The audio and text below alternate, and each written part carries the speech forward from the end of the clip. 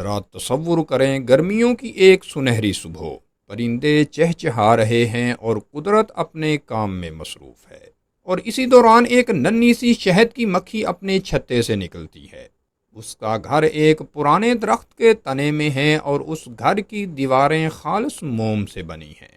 ناظرین اکرام، اس ننھی سی جان کا مشن بہت بڑا ہے۔ وہ اپنے گھر سے 5 کلومیٹر دور انجان باغ میں پہنچتی ہے، رس چوستی ہے اور پھر بغیر کسی نقشے یا GPS کے سیدھی واپس اپنے گھر پہنچتی ہے۔ لیکن حیرت یہاں ختم نہیں ہوتی۔ وہ واپس آ کر اپنی 50,000 ساتھیوں کے سامنے ایک خاص انداز میں ناچنا شروع کرتی ہے، جسے سائنسدان ویگل ڈانس کہتے ہیں۔ وہ اس ڈانس کے ذریعے اپنی ساتھیوں کو بتاتی ہے کہ پھول اس سمت پر ہے اور اتنی دوری کے فاصلے پر ہے۔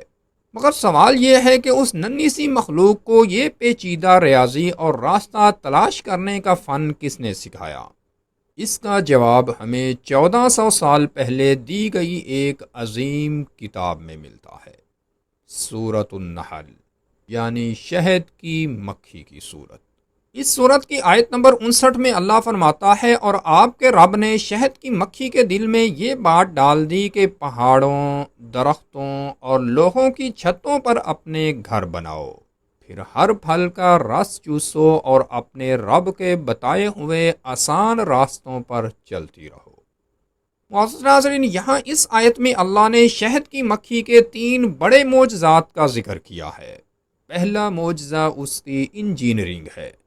سائنسدانوں نے صدیوں تک سر جوڑ کر یہ سوچا کہ شہد کی مکھی ہمیشہ 6 کونوں والا یعنی ہیکساگون گھر ہی کیوں بناتی ہے، اور پھر 1999 میں امریکی ریاضی دان تھامس سی ہلز نے ثابت کیا کہ یہ وہ واحد شکل ہے جس میں مٹیریل سب سے کم لگتا ہے اور جگہ سب سے زیادہ ملتی ہے، اور شہد کی مکھی یہ کام 10 کروڑ سال سے کر رہی تھی، بغیر کیلکولیٹر کے، بغیر انجینئرنگ کے، اور قرآن نے بھی 1400 سال پہلے یہی بات بتائی۔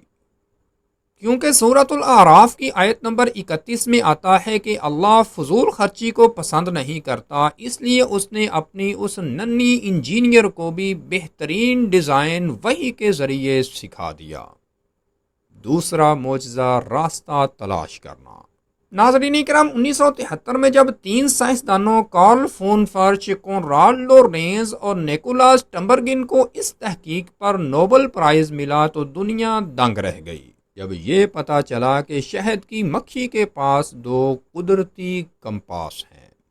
ایک سے وہ سورج کی روشنی سے سمت کا اندازہ لگاتی ہے، اور دوسرا اس کے پیٹ میں لوہے کے ننھے ذرات ہیں جو زمین کی مقناطیسی لہروں کو محسوس کرتے ہیں، بالکل آپ کے اسمارٹ فون کی طرح۔ اسی لیے قرآن نے کہا کہ اپنے رب کے بتائے ہوئے آسان راستوں پر چلو۔ معزز ناظرین، تیسرا معجزہ شفا ہے۔ سورۃ النحل کی آیت نمبر 59 میں رب تعالیٰ کا فرمان ہے کہ شہد کی مکھی کے پیٹ سے رنگ برنگا مشروب نکلتا ہے جس میں انسانوں کے لیے شفا ہے، اور آج کی جدید سائنس یہ مان رہی ہے کہ شہد نہ صرف جراثیم کش ہے بلکہ یہ کھانسی، زخموں اور دل کے لیے بہترین دوا ہے۔ اور اسی طرح سنن ابن ماجہ کی حدیث نمبر 3452 میں آتا ہے کہ رسول اللہ صلی اللہ علیہ وسلم نے فرمایا، شہد اور قرآن میں شفا ہے۔ اور آج کی اس ویڈیو کی آخری بات اور آپ سے ایک سوال، نبی صلی اللہ علیہ وسلم نے کن 2 چیزوں کو شفا کہا ہے؟ جواب اسی ویڈیو میں کہیں موجود ہے، اور صرف وہ 2 لفظ بتائیں۔ معزز ناظرین، شہد کی مکھی ہمیں 3 بڑے سبق دیتی ہے۔ پہلا، محنت، جس سے وہ کبھی تھکتی نہیں۔ دوسرا، نظم و ضبط، جس سے وہ ایک نظام میں رہتی ہے۔ اور تیسرا، خدمت خلق، جو دوسروں کو میٹھا شہد اور شفا دیتی ہے۔